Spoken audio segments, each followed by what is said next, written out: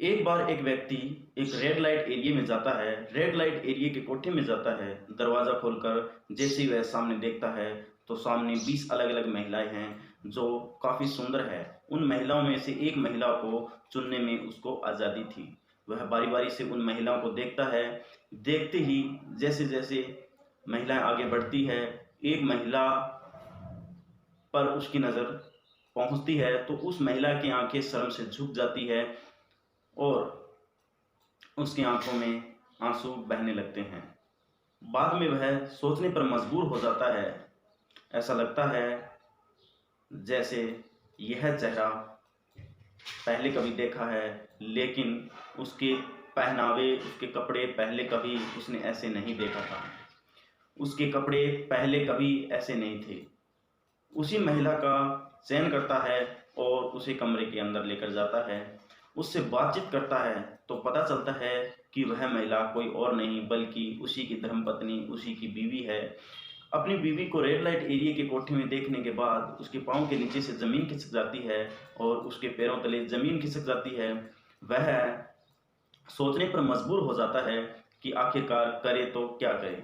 वह कहाँ से कैसे यहाँ तक पहुँची, बहुत सारे सवाल थे। वह जानने की कोशिश में था और वह सवालों के जवाब जानना चाहता है।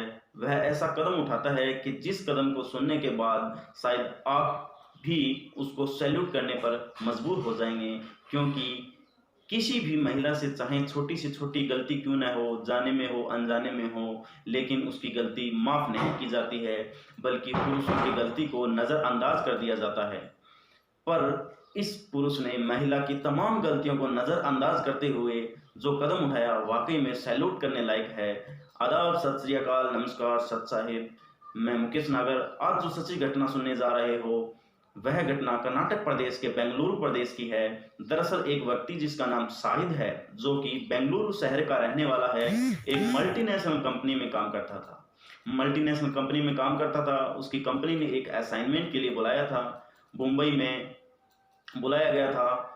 मुंबई यहाँ पर आना है आपको कुछ समय के लिए। अभी 2 या 3 महीने ही हुए थे उसकी शादी को। अपनी पत्नी को छोड़कर वह जाना नहीं चाहता था, लेकिन मल्टीनेशनल कंपनी ने, जिस कंपनी में वह काम करता था, कंपनी का मामला था, आखिरकार उसको जाना पड़ता है।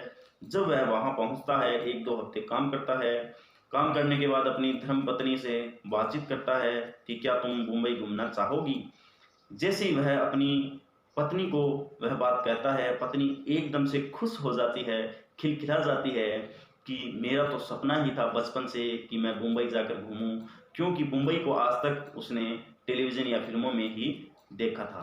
साक्षात देखने को मिलेगा तो कितनी अच्छी बात है। जब वह अपनी पति से इस तरीके से बात करती है तब साक्षात देखने को मिलेगा तो कितनी अच्छी बात है। जब वह अपने पति से इस तरीके की बातें करती है तब पति कहता है परेशान होने की कोई ज़रूरत नहीं है। 7 अक्टूबर 2011 को तुम्हारा रिजर्वेशन करवा दिया गया है। फला तारीख को, फला दिन को आपको यह ट्रेन मिलेगी। आप बेंगलुरु से सीधे मुंबई आ जाओगे, मैं तुम्हारा इंतज़ार करूँगा। वह दिन भी आ जाता है। उस दिन पूरी तैयारी के साथ सीधा बेंगलुरु के स्टेशन पर जाती है और अपने निर्धारित बोगी में निर्धारित सीट पर जाकर बैठ जाती है और सबसे पहले अपने सास और ससुर को फ़ोन करती है कि ट्रेन में जाकर बैठ गई हूँ। 1000 किलोमीटर का सफ़र है, 16-17 घंटों का सफ़र हो जाएगा और मैं शाहिद के पास पहुँच जाऊँगी। पहला फ़ोन हो चुका था और दूसरा फ़ोन अपने पति को करती है। अपने पति को कहती है कि जी, मैं ट्रेन में अंदर बैठ गई हूँ और मैं जल्दी ही आपके पास पहुँच जाऊँगी, आप परेशान मत होना। शाहिद कहता है परेशान मुझे नहीं, परेशान तुम मत होना, घबराने की ज़रूरत नहीं है, किसी से ज़्यादा बातचीत मत करना, अपने सफ़र पर ध्यान देना और कोई ऐसी वैसी चीज़ मत लेना, किसी से खाने की चीज़ हो, ऐसे समझाने की कोशिश करता है। अब ट्रेन मुंबई के सफ़र के लिए चल पड़ती है। जैसे ही ट्रेन मुंबई के सफ़र के लिए चल पड़ती है, जिस बोगी में जिस सीट पर वह बैठी हुई है, उसके सामने वाली सीट पर 2 व्यक्ति भी बैठे हुए, एकदम अनजान है व्यक्ति, एक दूसरे से बातचीत भी नहीं कर रहे हैं। मगर धीरे धीरे जब सफ़र आगे धीरे धीरे बढ़ता है और दोनों एक दूसरे का इंट्रोडक्शन देते हैं, परिचय देते हैं कि तुम कौन हो, कहाँ से आए हो, क्या काम करते हो, इस तरीके की बातें वह करते हैं। वह महिला किसी से बातचीत भी नहीं कर रही है। नाम तानिया है। तानिया किसी से बातचीत नहीं कर रही है, बल्कि वह बात कर रही है या तो अपने सास ससुर से या अपने पति से। शाहिद को बताती है कि इतने किलोमीटर का सफ़र है, मैं यहाँ पहुँच गई हूँ। खिड़की के बाहर जाकर बताती है कि ऐसा दिखाई दे रहा है, वैसा दिखाई दे रहा है। इस तरीके से उसका जो सफ़र है वह कटने लगता है। जैसे जैसे ट्रेन आगे बढ़ती है, उसके सामने दो व्यक्ति बैठे हैं। उनसे एक कहता है, बहन जी आपने लगता है पहली बार ट्रेन में सफ़र किया है। वह मुंबई का कहती है कि हाँ, मैंने ट्रेन में तो बहुत सफ़र किया है, लेकिन अकेले मुंबई में पहली बार जा रही हूँ। जब मैं यह बात सुनते हैं तो कहते हैं कि हम भी मुंबई जा रहे हैं, आपको परेशान होने की ज़रूरत नहीं है। किसी भी तरह की कोई दिक्कत हो, कोई परेशानी हो तो आप हमसे शेयर कर सकते हैं। ऐसे ही बातचीत चल रही थी, कुछ खाने पीने की चीज़ें थी उसके पास। कह रहे थे, बहन जी आप भी खा लीजिए, तो वह मना कर देती है। लेकिन जब आगे वक्त गुजर रहा है, आगे का लंबा सफ़र है, तो जाहिर सी बात है कि दोस्ती तो हो ही जाती है। उधर उन दोनों में भी दोस्ती हो चुकी थी और साथ में तानिया से भी जान पहचान बना ली थी। कुछ खाने पीने की चीज़ें थी, सामान था, तो उनकी नज़र खाने पीने के सामान पर भी जाती है, तानिया के सामान पर भी जाती है। तो तानिया की मजबूरी बन जाती है कि उनको सामान दिखाते हुए कि आप भी कुछ खा लीजिए। तो वह व्यक्ति सामान लेकर खाने लगते हैं। कुछ देर बाद कुछ सामान वह भी लेते हैं, वह भी तानिया की तरफ हाथ बढ़ा देते हैं, बहन जी आप भी कुछ सामान खाओगे। इस तरीके से जो सफ़र था वह वाकई में बहुत सुहाना था। चलते चलते लगभग 150 किलोमीटर के आसपास मुंबई सफ़र तय कर लिया था। तानिया अपने पति शाहिद को फ़ोन लगाती है और कहती है कि मैं आपसे अभी 150 किलोमीटर दूर हूँ। वो कहता है कि तुम्हें परेशान होने की ज़रूरत नहीं है, मैं तुम्हें लेने के लिए रेलवे स्टेशन पर आ जाऊँगा। बस इतना ही फ़ोन था। उसके बाद यह दोनों व्यक्ति कहते हैं कि बहन जी चाय पियोगे? लेकिन वह कहती है कि मैं नहीं पीऊँगी, आपको पीनी है तो पी लीजिए। लेकिन वह दो चाय के साथ साथ तीसरी चाय भी ले लेते हैं। तीसरी चाय लेते हैं तो वह तानिया को चाय पिलाते हैं, खुद भी पी लेते हैं। जब तानिया चाय पी लेती है तो तानिया चाय पीते ही एकदम बेहोश हालत में हो जाती है, नींद आने लगती है। उसको लगभग 2 या 3 घंटे के बाद उसकी आंखें खुलती है तो पता लगता है कि वह ट्रेन में या किसी बोगी में नहीं बैठी हुई है, वह किसी कार के अंदर है जो कार तेजी से चल रही थी। और जैसे ही उसकी हल्की फुल्की आंखें खुलती है और खोलने की कोशिश करती है और पता चलता है कि वह बेहोश की हालत में जैसे ही ठीक से भी नहीं बोल पा रही है, वही दो व्यक्ति कार के अंदर उसको दिखाई देते हैं। और एक और व्यक्ति था जो कार चला रहा था, वह एक नया व्यक्ति है जिसको देखने के बाद साफ साफ अंदाज़ा लगाया जा सकता था कि उसके साथ कोई अनहोनी घट चुकी है। इनसे कहती है कि मैं कहाँ हूँ, तुम कहाँ लेकर जा रहे हो। इतना बोलते ही उसको जोर का थप्पड़ पड़ता है और कहता है कि आवाज़ निकाली तो और पिटाई होगी, इसलिए चुप रहो। क्योंकि उसने चाय में कुछ नशीला पदार्थ दिया था। चाय के पीने के बाद को बेहोशी जैसी हालत हो गई थी। वह ऐसी कंडीशन में नहीं थी कि विरोध कर सके। लगातार गाड़ी चल रही थी और चलते चलते गाड़ी पहुंच जाती है ऐसे इलाके में, और जहां से कार से वह लेकर जा रहे थे जैसे किसी बीमार व्यक्ति को पकड़ कर ले जा रहे हों। शायद किसी उसी तरीके से ट्रेन से गाड़ी तक लेकर आए होंगे, वह बीमार हो और उन्हीं की परिवार की कोई परिचित महिला हो। वो सीधे पहुंच जाते मुंबई के एक रेड लाइट एरिया पर, जहां पर दो महिलाएं बैठी हुई थी और दोनों आपस में बातचीत कर रही थी। उसको बेचने की आखिरकार सौदा तय हो जाता है और उसकी कीमत लग जाती है 45,000, और 45,000 लेकर वे दोनों व्यक्ति वहां से रफू चक्कर हो जाते हैं। वह महिला, उसको हल्का हल्का होश आने लगता है तो उसके सामने रोने लगती है, गिड़गिड़ाने लगती है, पर उसकी एक भी नहीं सुनते और वह अब एक कोठे पर थी। और जब वह वहाँ और भी लड़कियां देखती है तो वह ऐसे लहजे में थी कि पुरुष उनको देखते ही उत्तेजित हो जाए। उस महिला को एक कमरे में बंद कर दिया जाता है क्योंकि वह विरोध करने पर उतारू हो जाती थी। वह चीख रही थी, चिल्ला रही थी, इसलिए उसको बांधकर एक कुर्सी पर रखा जाता है और चिल्लाए ना इसलिए उसका मुंह भी बंद कर दिया जाता है। बात 7 अक्टूबर जब वह घर से चली थी, 8 अक्टूबर, 9 अक्टूबर, एक एक दिन आगे गुजरने लगता है। धीरे धीरे करके लगभग 15 दिन गुजर जाते हैं। उधर उसका पति रेलवे स्टेशन पर उसका इंतज़ार कर रहा था। इंतज़ार करने के बाद जब उसको उसकी पत्नी दिखाई नहीं दी तो वो परेशान हो जाता है। फ़ोन करता है तो फ़ोन स्विच ऑफ आता है। अपने माँ बाप से पूछता है और जाकर रेलवे स्टेशन पर सीआरपी को भी सूचित करता है और पुलिस स्टेशन पर भी जाता है और अपनी पत्नी की गुमशुदगी भी दर्ज करवाता है। और वह तमाम कोशिशें करता है ताकि उसकी पत्नी मिल जाए। और जाकर वह बेंगलुरु के रेलवे स्टेशन पर भी जाता है और वहाँ की सीसीटीवी फुटेज भी चेक करता है। देखता है कि वाकई उसकी पत्नी रेलवे स्टेशन पर आई है और ट्रेन के अंदर बैठी है। तो वह गई तो गई कहाँ, ढूंढता ढूंढता परेशान हो जाता है।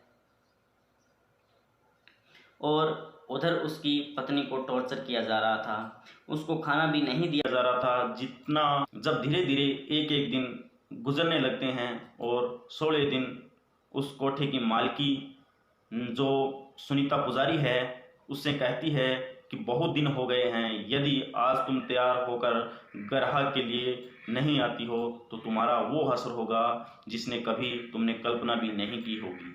लड़कियों, तुम इसको समझा दो। जो पहले से ही वहाँ लड़कियां काम कर रही थी उन लड़कियों का दबाव बनाया जाता है। कहती है कि तानिया तुम मान जाओ, क्योंकि यहाँ से जाने के तुम्हारे सारे रास्ते बंद हो चुके हैं, तुम्हारे को यहीं रहना होगा, यहीं काम करना होगा। अब तुम्हें कोई छुड़ाने वाला नहीं आएगा, कोई आपको बचा नहीं सकता और कोई यहाँ तुम्हारी मदद करने वाला भी नहीं आएगा। और 16 दिन आखिरकार तानिया टूट जाती है और तानिया भी ऐसे कपड़े पहनती है जिसको देखने के बाद कोई भी पुरुष उसकी तरफ देखता है तो उत्तेजित हो जाए और आकर्षित हो जाए। और आज 20-22 महिलाओं में से आज तानिया का नंबर था, क्योंकि ग्राहक ने तानिया को ही पसंद किया था। तानिया को लेकर जब कमरे के अंदर जाता तो वह जाने के बाद जैसे ही कमरे का दरवाज़ा बंद करता है तो तानिया उसके सामने रोने लगती है, गिड़गिड़ाने लगती है कि मेरे साथ ये हुआ है, ऐसे हुआ है। और ऐसे ही उस कमरे से आवाज़ बाहर नहीं जाती थी। उसके सामने रोने लगती है, गिड़गिड़ाने लगती है और उससे मदद मांगती है, भैया मुझे बचा लो, मुझे माफ़ कर दीजिए, मैं यहाँ ऐसे आ गई हूँ। मेरे पति शाहिद है जो एक मल्टीनेशनल कंपनी में काम करते हैं। मुझे तो यहाँ सिर्फ मुंबई घूमने के लिए आना था। किसी ने मुझे चाय में कुछ जहरीला पदार्थ पिलाकर, नशीला पदार्थ पिलाकर मुझे यहाँ पहुँचा दिया। वह अपनी परेशानी, अपना दर्द बयां करती है।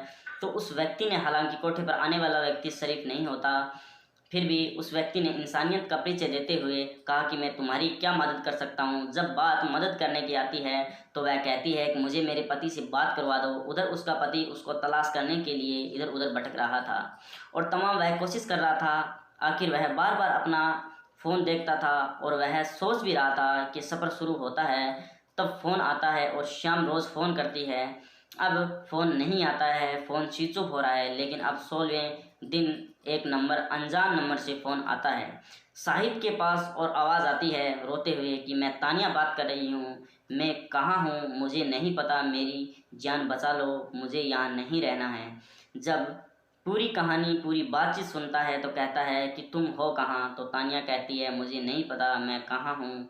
तो वह जानकारी, वह कहाँ है, किस कोठे में है, किस रेड लाइट एरिया पर है, वह सारी जानकारी वह व्यक्ति देता है जो अभी तक उसकी मदद कर रहा था।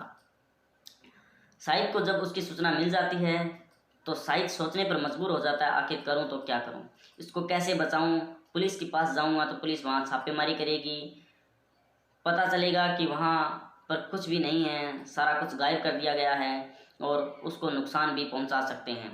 और फिर वह कहीं नहीं जाता, सीधा पहुंच जाता है ग्राहक बनकर उसी कोठे पर।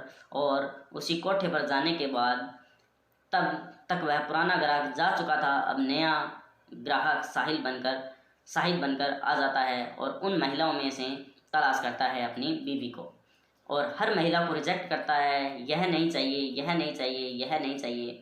और जब नंबर आता है तानिया का कि हाँ एक लड़की आई है, शायद उसको पसंद कर ले, तानिया को देखता है तो देखते ही बीवी की नज़रें झुक जाती है, दबदबाने लगती है, उसकी आंखों से आंसू बहने लगते हैं। और उसकी पत्नी को देखकर वह हैरान था, परेशान था, कहता है कि मुझे यही लड़की चाहिए। उसको लेकर वह कोठे के अंदर जाता है और वह उसकी पूरी कहानी सुनता है, आखिरकार वह यहाँ कैसे पहुँची। और वह अपनी बीवी से नाराज़ नहीं था और वह उसको सीने से लगाता है, कहता है कि आपको परेशान होने की ज़रूरत नहीं है, अब ज़रूरत है तो हमें ठंडे दिमाग से काम लेने की, कि सोचो यहाँ से निकलने तो निकले कैसे। अगर हमने यहाँ से भागने की कोशिश करी तो हम पर हमला कर देंगे और हमें मार भी सकते हैं, हमें नुकसान भी पहुंचा सकते हैं। तभी बैठे बैठे शाहिद को एक तरकीब सूझी। उसने पुलिस कंट्रोल रूम में फ़ोन करके पूरी कहानी 7 अक्टूबर से लेकर गायब होने तक अब तक की पूरी कहानी बताता है। पुलिस से कहता है कि रेड लाइट एरिया के फला फला कोठे पर फला फला रूम में हैं, आप जल्दी से आइए। पुलिस ने वाकई ईमानदारी का काम किया, बहुत अच्छा काम किया। मुंबई पुलिस वाकई सलूट की हकदार है। मैं बात कर रहा हूँ सन 2011 की। भारी पुलिस उस एरिया पर पहुँचती है, उस कोठे को घेर लेती है। जब वहाँ पर छापा मारा जाता है तो वहाँ पर एक कमरे की तलाशी ली जाती है, तो शाहिद और तानिया एक कमरे में मौजूद मिलते हैं। तो दोनों की हालत देखने और दिखाने लायक थी। पुलिस उन्हें सुरक्षित वहाँ से निकालती है।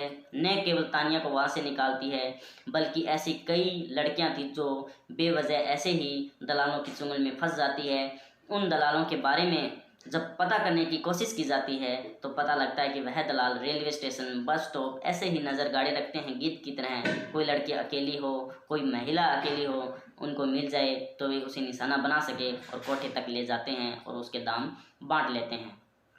तानिया भी तो कोठे तक ऐसे ही पहुंची थी। ऐसी बहुत देर बाद होश आता है और फिर पुलिस ने वहां से चुराकर उन दोनों को वापस बेंगलुरु भेज दिया। और यहाँ से जो कोठे की मालकिन हैं सुनीता पुजारी और रवीना शेख, इन दोनों के साथ साथ 2 व्यक्तियों को गिरफ्तार किया जाता है। साथ ही उन चारों की मदद से उन 2 दलालों को भी बड़ी मशक्क़त के बाद गिरफ्तार किया जाता है। दोनों शाहिद ने बहुत ही अच्छा नेक काम किया जो अपनी पत्नी की ज़िंदगी को बचाया, और दूसरा अगर कोई व्यक्ति होता तो छोटी सी बात पर भी अपनी पत्नी को लाछन लगाकर छोड़ सकता था और कह सकता था कि तुम यहीं कोठे पर रहो, मेरी ज़िंदगी में अब आने की कोई ज़रूरत नहीं है। उसने इंसानियत का परिचय देते हुए अपनी बीवी को बचाया। दूसरी और भी कई लड़कियों को उसने बताया। दोस्तों, इस व्यक्ति ने वाकई सैल्यूट का काम किया और सैल्यूट का हकदार भी है। जाते जाते आपको बता दूं कि जब भी आप कहीं सफ़र पर जाते हैं, किसी अनजान व्यक्ति का दिया हुआ सामान न खाएं, न लें और उससे ज़्यादा बातचीत भी नहीं करें। उनकी सूझबूझ से वह बच गए। आप सुरक्षित रहिए, सतर्क रहिए। जय हिंद, जय भारत।